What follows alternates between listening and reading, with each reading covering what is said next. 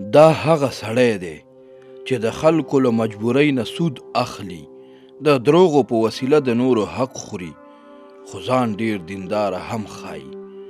راځئ چې وګورو چې څه پیښیږي. ها در روان یم، خورما مې پیدا کړ. صحیح ده درغلم. اوهو دا خو هماغه حاجي صاحب دی که نه؟ ته ودرېږه، زه یو پېره ورشم.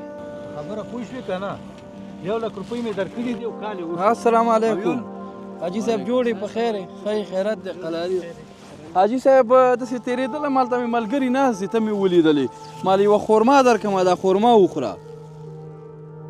مازغه دې صحیح دي، فعال یې. دې روژې ته وګوره او خورما وخوره. روژه نه ده؟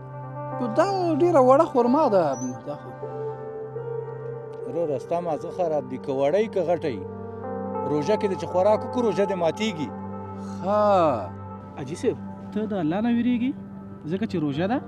بلکل د الله نه یېرېږم، ولې زه تاته مسلمان نه ښکارم چې په دې روژه کې زه خورما وخورم؟ حاجي صاحب نو هغه وخت ولې د الله نه ویرېدلې؟ په کوم وخت چې دې زما له مجبوریت غلطه استفاده وکړه او له ما نه یې سود واخیست؟ دروغ دې راته وویل، دوکه دې راکړه. روژه یوازې دا نه ده چې خوراک پرېږدو. روژه او مسلمانیت دا دی چې د چا حق ونه خورو، صلې رحمي ولرو. تا د ګل احمد کاکا نه په زور هغه ویلۍ نیولې وه، په دروغ او په چل او په فریب د یتیم حق دې وخوړو، او د یو وړ خورما چې خوري په دې باندې د الله نه ویرېږي. بس کوي نور، بس.